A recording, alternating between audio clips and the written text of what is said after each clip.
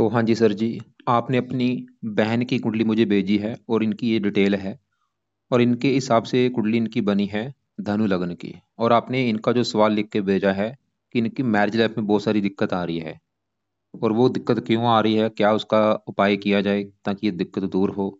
और बाकी आपने पूछा ग्रह इसके कैसे हैं, तो पूरा विस्तार में आपको मैं अभी समझाऊंगा कि ये दिक्कत इसकी जो मैरिज लाइफ में आ रही है क्यों आ रही है, क्या करना है। और जैसे आपने मेरे से देखो जी पहले कुंडलियां बनाई हैं, मैंने आपको बता रखा है कि जो कुंडली होती है इसमें 12 ग्रह होते हैं, और 12 ग्रहों से कुछ ना कुछ देखा जाता है। और 12 ग्रह यहाँ पे मैंने दोबारा लिख रखे हैं, एक और मैं रिपीट दोबारा फिर कर देता हूँ। ये जो एक लिखा है ये है इस जातिका की कुंडली में पहला ग्रह, और पहले ग्रह से इसका हम जातिका का शरीर देखेंगे, स्वभाव देखेंगे, रंग रूप पर्सनैलिटी सर मस्तक देखेंगे।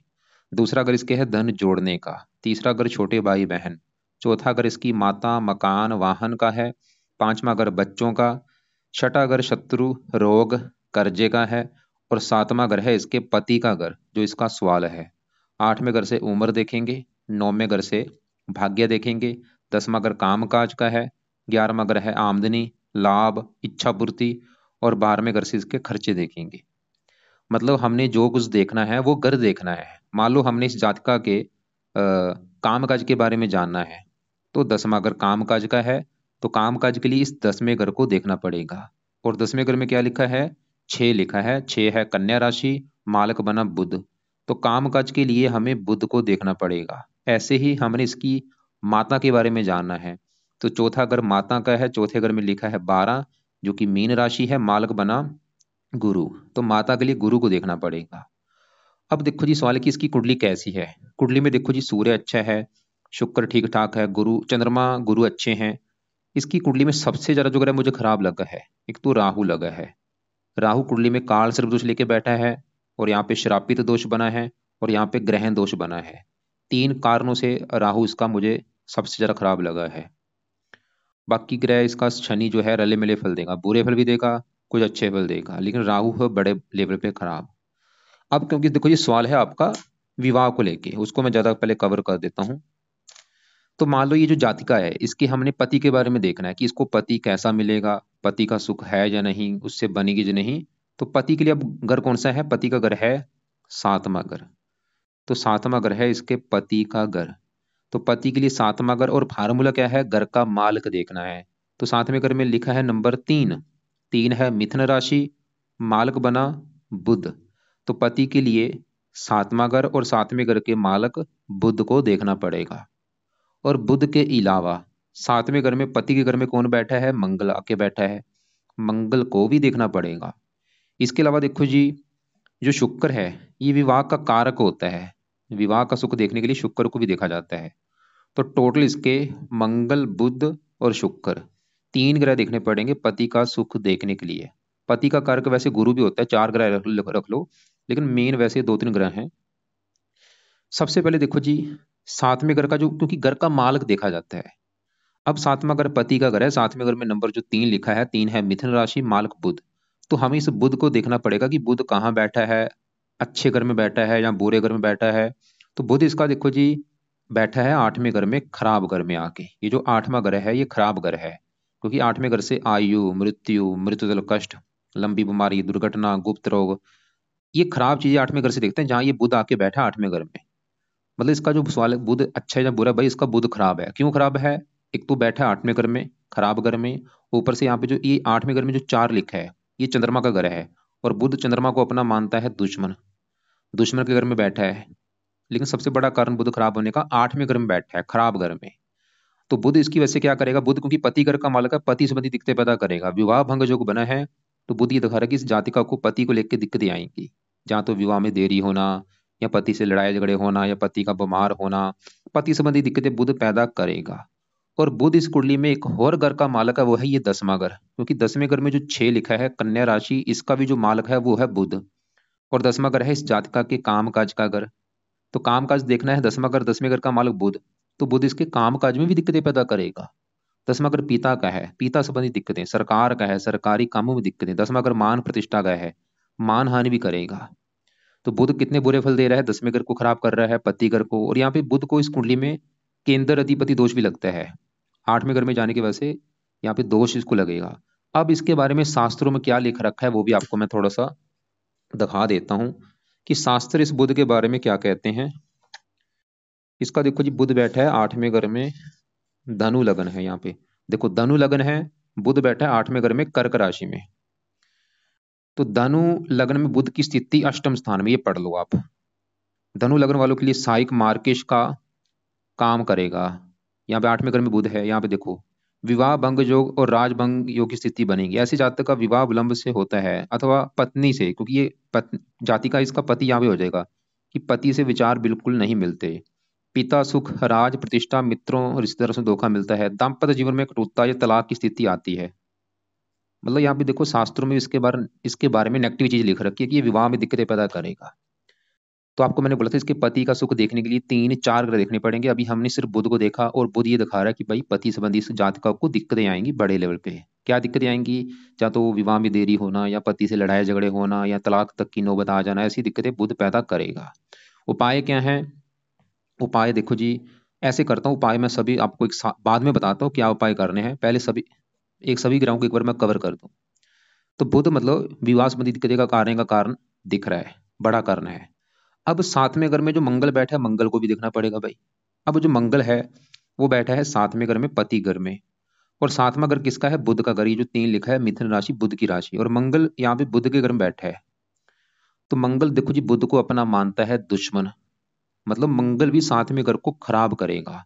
क्यों खराब करेगा? 2 कारणों से। एक तो सात मंगल जहां बैठा 7वें घर में वो है दुश्मन का घर, बुध का घर। ऊपर से मंगल जब 7वें घर में बैठता है, कुंडली बनती है भाई, मंगलीक बनती है कुंडली। ये कुंडली इसकी मंगलीक बनी है, इसकी कुंडली मंगल दोष बना है मंगल की वजह से। पति घर में मंगल बैठा है, मंगल दोष बना हुआ है, प्रबल मंगल दोष है यहाँ पे। मंगल जब पहले घर में होता है तब भी मंगल दोष बनता है, चौथे घर में हो तब भी बनता है, 8वें घर में हो तब भी बनता है। लेकिन उनका इतना असर नहीं जितना ये 7वें घर में जब बैठता है, इसका असर बड़ा होता है, ज्यादा होता है। तो मंगल इसका भाई बहुत ज्यादा खराब है पति के मामले में। मतलब और अच्छे फल दे देगा, लगन को देख रहा है, दूध धन के लिए अच्छा है। लेकिन ये पति घर में बैठा, पति संबंधी मंगल बुरे फल देगा। उसके हैं 3 कारण। मतलब मंगल पति संबंधी दिक्कतें आने का 3 कारण पैदा करेगा। एक तो मंगल बैठा है दुश्मन के घर में, दूसरा कारण मंगल दोष बना है 7वें घर में बैठने की वजह से, और तीसरा कारण क्या है? मंगल इसका बैठा है राहु के नक्षत्र में बैठा है। ये गड़बड़ हो चुकी है भाई। तो मंगल भी ये दिखा रहा है कि इस जातिका को विवाह संबंधी दिक्कतें आएंगी। क्या दिक्कतें आएंगी? एक तो विवाह में देरी होना, और विवाह हो भी गया तो पति से बनेगी नहीं, लड़ाई झगड़े होना, जहां तक कि तलाक तक की नौबत आ जाना, मंगल भी दिखा रहा है। अब यहाँ पे भाई मंगल के भी उपाय करने पड़ेंगे जातिका को। तो मंगल के उपाय क्या है वो भी आपको मैं बाद में बताता हूँ। तो मैंने बोला था 3-4 ग्रह देखने पड़ेंगे। अभी हमने 7वें ग्रह के मालक बुध को देखा, वो आपको मैंने विद प्रूफ के साथ दिखा भी दिया है। मंगल देखा, वो भी दिखा रहा है कि विवाह संबंधी दिक्कतें आएंगी। अब इसके बढ़ते हैं यहाँ पे शुक्र ग्रह की, जो कि विवाह का कारक है, और वो यहाँ पे राहु के साथ बैठा है। अस्त भी बैठा है, राहु के साथ बैठा है, राहु से पीड़ित है। मतलब इसका जो राहु, देखो सवाल की शुक्र अच्छा है या बुरा है इसका?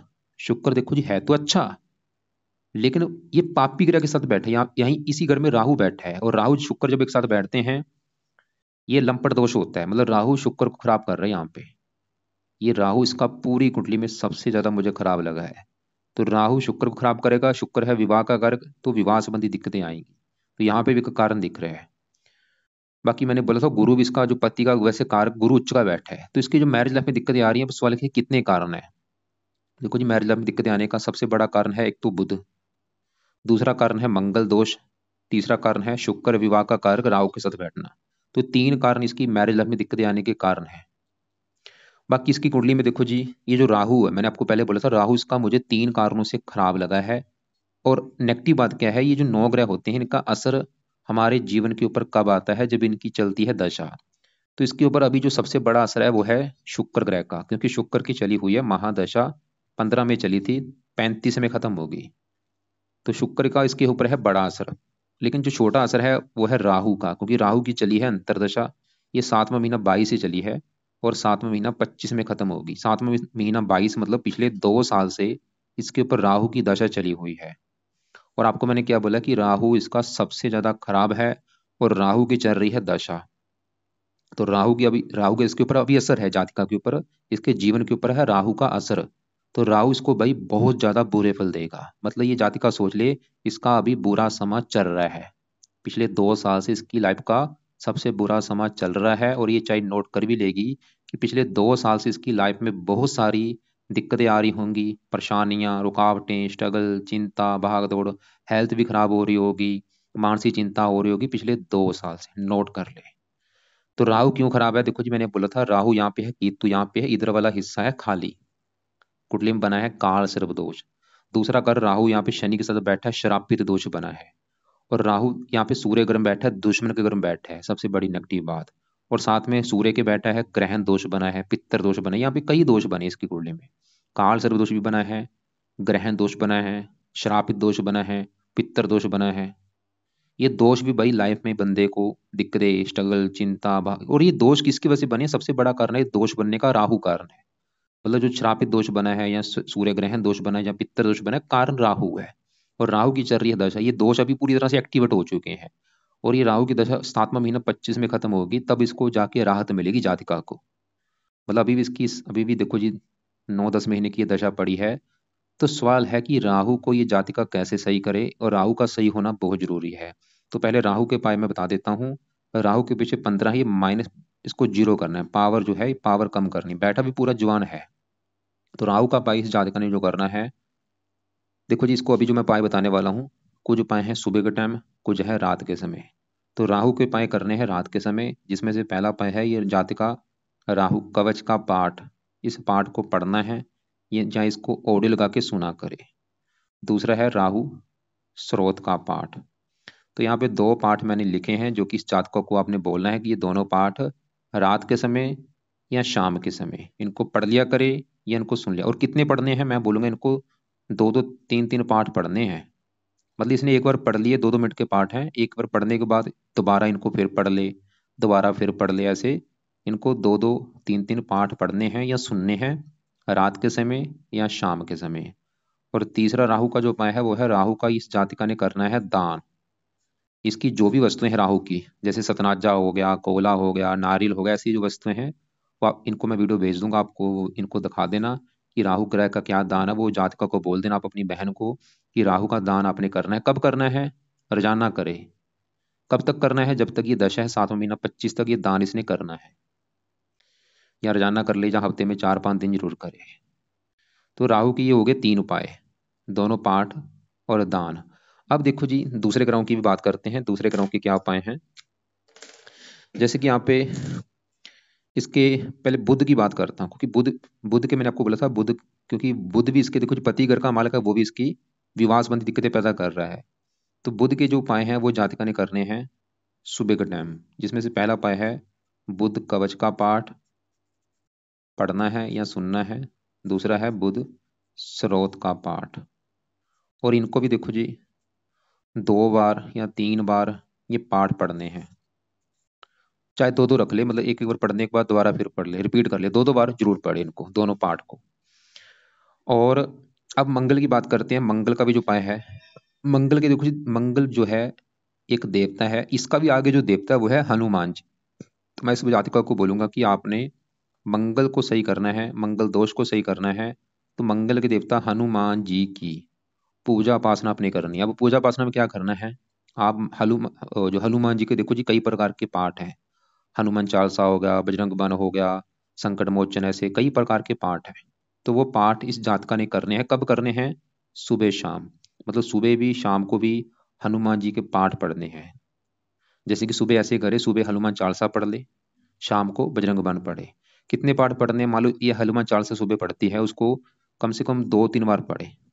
सुबह ऐसे कर ले, सुबह के टाइम हनुमान चालीसा पढ़ ले, 2-3 पाठ हनुमान चालीसा के पढ़े, और शाम को बजरंग बाण के पाठ 2-3 पढ़े। 2-3 नहीं कर सकती, एक एक पाठ तो जरूर करना है भाई। मतलब सुबह हनुमान चालीसा पढ़ ले, कम से कम एक पाठ तो जरूर पढ़ना है, 1 या 2 पाठ जरूर पढ़े। और ऐसे ही शाम को बजरंग बाण हो गया या संकट मोचन हो गया, ये पाठ पढ़ने हैं। और हनुमान जी के पाठ पढ़ने से इसके 3 ग्रह अच्छे हो जाएंगे। 3 ग्रह कौन से अच्छे होंगे?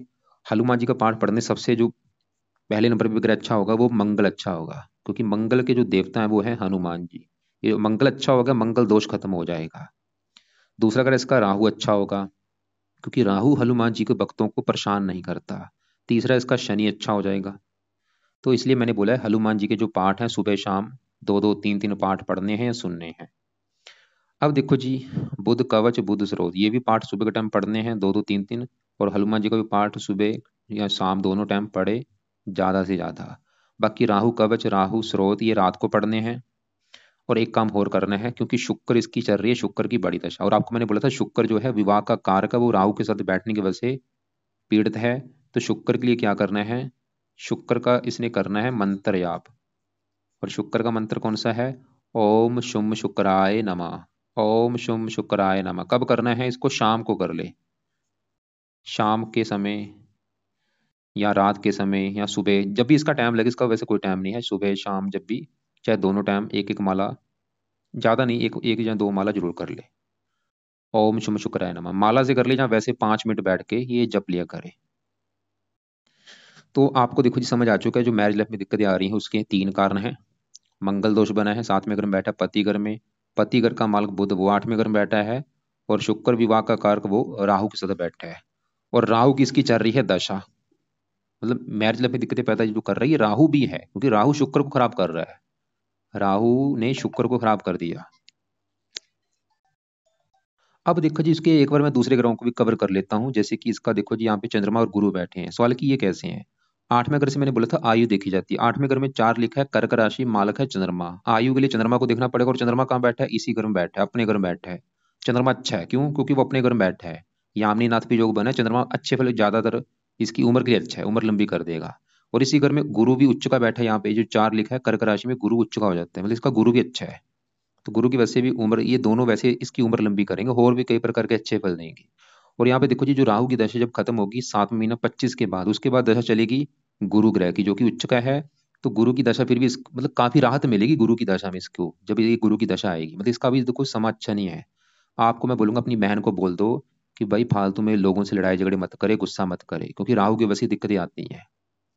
मैं तो आपकी बहन का भी कसूर मानूंगा, क्योंकि अब इसका देखो जी समय ऐसा है, इसका भी मतलब ये राहु जो है, ये जब भी आता है लाइफ में दिक्कतें पैदा करता है। और राहु इसका देखो जी, मैंने बोला है 3 4 कारणों से भाई खराब है। ये नहीं कि थोड़ा खराब है, कई गुना ज्यादा खराब है इसका राहु। वो आपको मैंने विद यहाँ पे देखो, राहु के साथ देखो दिख रहा होगा सूर्य बैठा है। जब भी राहु सूर्य 9वें घर में बैठते हैं, तो कहते हैं पित्तर दोष बना है। और ये यहाँ पे ये राहु सूर्य ग्रह दोष भी लेके बैठे हैं। और राहु के साथ शनि जब बैठता है, और बैठे भी देखो, राहु किसके घर में बैठा है, सूर्य घर में, शनि भी सूर्य घर में, दुश्मन के घर में बैठे हैं। और ये जब भी एक साथ बैठते हैं, इसे हम श्रापित दोष कहते हैं। और शनि सूर्य भी जब 9वें घर में बैठते हैं, पितृ दोष बनता है। ये यहाँ पे दोष बन चुके हैं। सूर्य देखो, सवाल की सूर्य कैसा है, सूर्य बहुत अच्छा है, क्योंकि सूर्य 9वें घर में यहाँ पे अपने घर में बैठा है। बस सूर्य खराब होने का कारण है राहु के साथ बैठा है, पीड़ित हो चुका है। और शनि इसकी कुंडली में धन का मालक है, धन संबंधी दिक्कतें। अब यहाँ पे देखो जी, शनि का भी इसको मैं एक उपाय बोलूंगा, अगर टाइम इसका लगे, वो है शनिवार को माथा टेकने जाया करे, क्योंकि इसके ऊपर एक डेया भी चल रही है। और डेया भी कौन सी है, अष्टम डेया चली हुई इसके ऊपर। और ये भी 2 साल से, और अष्टम डेया भी भाई लाइफ में दिक्कतें पैदा करती है। कुल मिला के कहा जाए तो इसका भाई पिछले 2 साल से बुरा समय चल रहा है, क्योंकि 2 साल से राहु की दशा चल रही है, और 2 साल से डेया चल रही है। डेया चली थी इसकी 17 जनवरी 23 से, ये भी पिछले 2 साल हो चुके हैं। तो अब डेया किसकी है, शनि की। और शनि वैसे भी यहाँ पे 9वें घर में बैठा है, पीड़ित है। तो कोशिश करिए जातका को आप बोलना कि हर शनिवार को शनि मंदिर माथा टेकने जाना है इसने, नियम बना ले कि हर शनिवार को माथा टेकने जाना ही जाना है। और वहां पे थोड़ा बहुत शनि का दान करके आए, तेल का दान कर दिया, काली उड़द की दाल का दान कर दिया, रोजाना कौवों को रोटी डाले, और काला कुत्ता दिखे जो उसको रोटी डाल दे, काली चींटियों को रोटी डाल दे, ऐसा कुछ काम करे।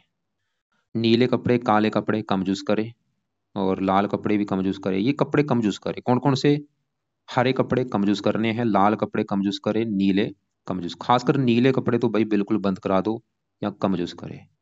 हरे लाल भी कम यूज करे, बाकी व्हाइट पहन सकती है, पीले पहन ले, सभी कपड़े पहन ले जितने भी हैं, बस ये कलर कम पहने, हरे लाल नीले, ये कपड़े कम यूज करे। अब एक दान देखो, दान लिख लो, क्योंकि यहाँ पे देखो जी मंगल जो है इसको हमने शांत करना है, जो मंगल दोष बना है पावर को जीरो करना है। तो इसने जातिका ने मंगल का दान भी करना है। और ये दान कब करना है, हर मंगलवार को। लिख लो आप इसको, आप मंगल मंगल का दान आपने करवाना है हर मंगलवार को। और बुध का भी दान इसने करना है हर बुधवार को। किस किस की ग्रह, देखो किस किस ग्रह के दान करने हैं वो लिख लो। राहु का दान करना है ताकि पावर कम हो, और राहु का दान मैं बोलूंगा रोजाना करे। जब तक दशा है 1 साल की पड़ी है, रोजाना दान करे। बुध का दान भी करना है, जो कि हर बुधवार को करे, इसको रोजाना नहीं करना, खाली बुधवार को कर ले। मंगल का दान हर मंगलवार को करना है। मंगल का दान जो होता है लाल रंग का दान होता है, जैसे गुड़ का दान हो गया, और वो आपको दान की वीडियो मैं भेज दूंगा। और बुध का दान होता है हरे रंग का दान, ये भी आपको मैं वीडियो भेज दूंगा। तो फिलहाल आप ये चीज़ें आपको समझ आ चुकी होगी कि मैंने आपको क्या समझाया है, क्योंकि आपका जो मेन सवाल था उसको मैंने ज़्यादा कवर किया है। क्योंकि मेन देखो जी, बात यही है कि हमारी जो दिक्कत है उसका प्रॉब्लम हल होना चाहिए। बताने को वैसे ही मैं और आपको बता दूं, लेकिन मैंने उसको कवर किया जो आपकी दिक्कत है, मैरिज लाइफ वाली। इसके अलावा देखो जी, नुमाश कुंडली भी होती है। अब इसकी अगर मैं नुमाश कुंडली देख लेता हूँ, यहाँ पे देखो ये है इसकी डिटेल, इसके हिसाब से ये कुंडली बनी है जो बनाई है। और ये है नुमाश कुंडली। नुमाश कुंडली में भी सातवां घर देखा जाता है, और सातवें घर में एक लिखा है मेष राशि मालक मंगल, जो कि यहाँ पे बैठा है 5वें घर में। और सूर्य यहाँ पे उच्च का बैठा है, शुक्र। शनि उच्च का लेकिन नीच राशि, राहु की दृष्टि है।